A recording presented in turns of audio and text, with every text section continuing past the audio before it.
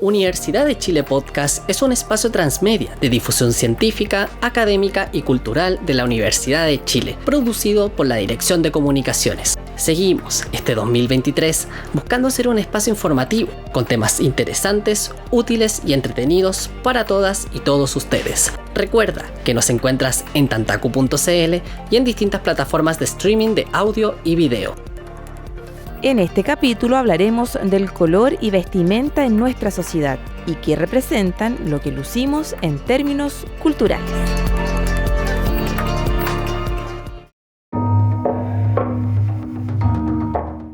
Dictadura.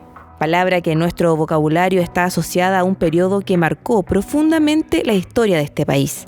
A ella asociamos relatos de transformaciones, de resistencia y por sobre todo de represión. Una represión que alteró aspectos políticos, sociales y expresivos de nuestra sociedad. Dentro de este último punto, quizás lo más abordado es lo que se denominó apagón cultural, pero hay varios otros aspectos que hemos ido omitiendo. Hoy hablaremos de uno de ellos, el cómo vestimos y por tanto nos expresamos. En el caso de la dictadura de Augusto Pinochet, por ejemplo, se recuerdan algunos episodios en particular porque fueron muy traumáticos y muy humillantes, como el detener a hombres en público para cortarles el cabello, afeitarlos, ¿no? Porque esa estética se asociaba a las izquierdas, ¿no? Y también porque se antojaba una estética demasiado femenina para una dictadura que pretendía restablecer los roles tradicionales de género y así también reprimir las estéticas que fuesen contrarias a ese proyecto, ¿no? Y así una serie de otros ejemplos. A quien escuchamos es a Martina Barroeta Salaquet, egresada de la Facultad de Derecho de la Universidad de Chile y creadora de la plataforma de estudios de moda Fashion Nerd, quien describe este periodo dictatorial con un evidente uso de colores más apagados por parte de la ciudadanía y una estética que buscaba pasar desapercibida. Para mí refleja un estado de ánimo. La ausencia de color también se puede interpretar como una especie de silencio, ¿no? La no expresividad, el no llamar la atención, el pasar desapercibido, que es muy propio de contextos dictatoriales donde la gente lo único que quiere en su día a día es sobrevivir, a menos que uno participe en la resistencia, por supuesto. Pero también con la dictadura de Augusto Pinochet vino la represión de las estéticas americanistas que había promovido el gobierno de Salvador Allende, y esas hacían uso de una paleta de colores mucho más amplia, entonces también puede interpretarse en ese sentido. Algo que comparte el académico del Departamento de Diseño de la Facultad de Arquitectura y Urbanismo de la Universidad de Chile, Mauricio Vico Sánchez, quien aborda este enorme contraste no solo desde la vestimenta, sino que también desde el diseño gráfico. De los años fines de los 60 y 70 en Chile, la gráfica era llena de colores saturados, no sé, anaranjados. Bueno, el espectro del arco iris finalmente uno podría resumirlo. Pero sin embargo, ¿no es cierto? Obviamente después del golpe militar esto va cambiando. La forma de vestir, también, ¿no es cierto? La escala cromática, o sea, se va haciendo más formal. Oye, lo primero, ¿no es cierto?, era el tema del pelo. Todo, ¿no es cierto?, era el pelo largo y después, ¿no es cierto?, en un par de meses todos andábamos con el pelo corto. Y esto sucesivamente va ocurriendo y creo que se va convirtiendo en una sociedad gris. Algo que se relacionaba con socavar las bases del movimiento hippie en Chile, según menciona Vico. Esta rebeldía que venía, ¿no es cierto?, del pop y del movimiento hippie, que es un movimiento cultural, desaparece porque los hippies fueron asociados por la dictadura al pensamiento de izquierda, pensamiento comunistas, como decían ellos. Ese trato despectivo. Pero, ¿por qué este énfasis sobre lo estético? Para Marisol Facuse Muñoz, profesora de la Cátedra de Sociología del Arte de la Facultad de Ciencias Sociales de la Universidad de Chile, esto se explica en la enorme influencia que el arte y la cultura ejercen sobre la sociedad. Los poderes saben que el arte es un espacio de creatividad, no solamente estética, sino que también social, que en el arte también se crean nuevas formas de de socialización, nuevas formas de sociabilidad, nuevas formas de también reunirse en torno a ideales de sociedad, modelos de sociedad. El arte tiene esa capacidad anticipatoria también de imaginar mundos posibles, mundos que no están en la sociedad presente. Por lo tanto, el arte tiene esa potencia.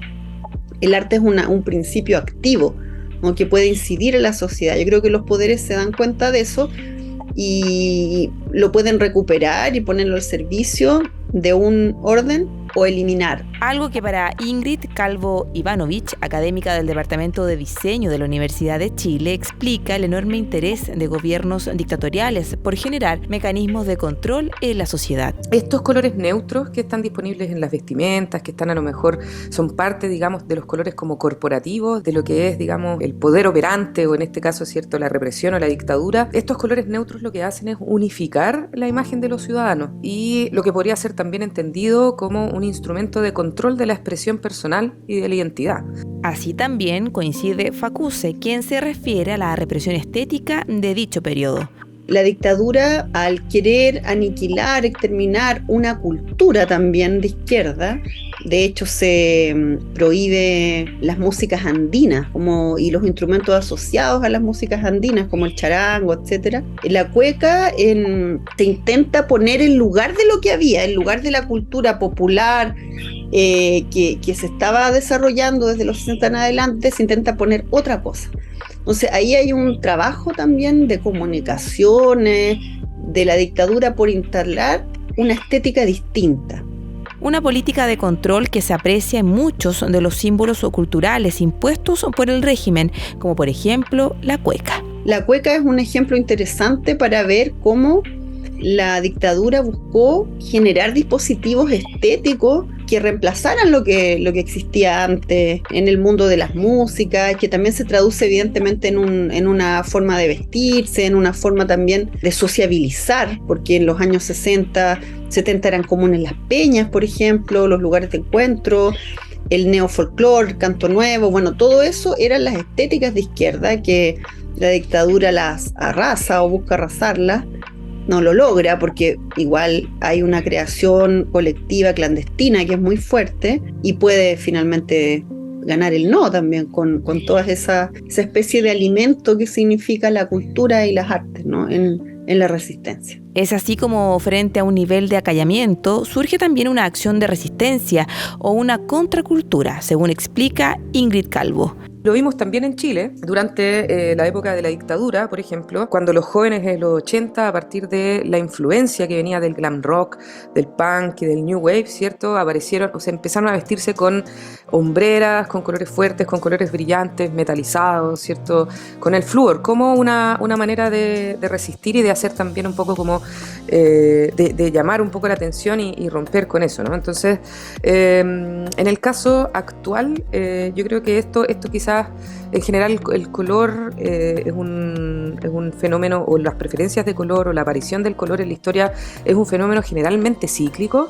El color se hace más importante en una época y después desaparece y se vuelve a ser más importante en otra época, y en ese sentido es además uno de los principales recursos que aporta significado o semántica a los fenómenos sociales. Es por eso que en la actualidad, tras el fin de la dictadura, el color se ha vuelto protagonista de los movimientos sociales, según nos cuenta Calvo.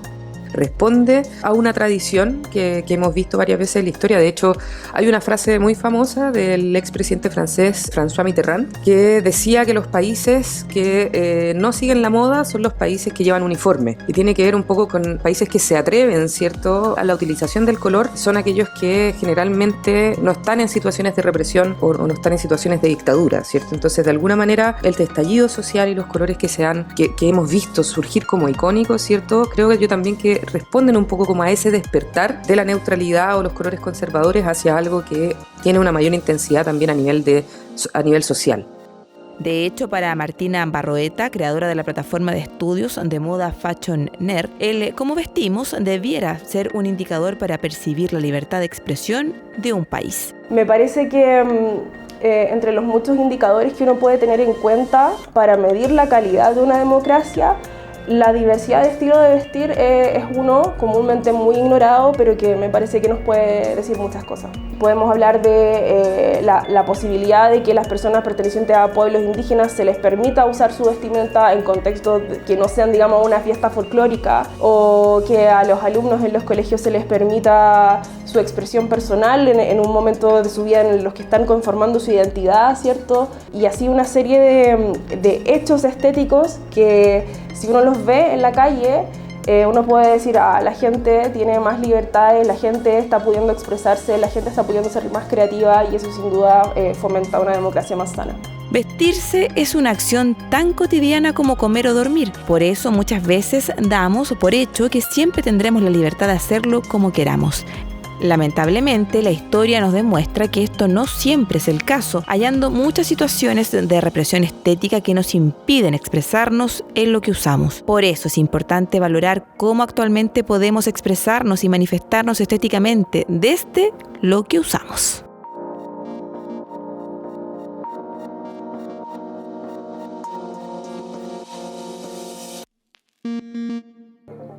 Esto fue Universidad de Chile Podcast temporada 2023, una producción de la Dirección de Comunicaciones para la Vicerrectoría de Extensión y Comunicaciones. Recuerda que nos encuentras en tantacu.cl, Uchile TV y en distintas plataformas de streaming de audio y video. Síguenos para que no te pierdas ninguna actualización.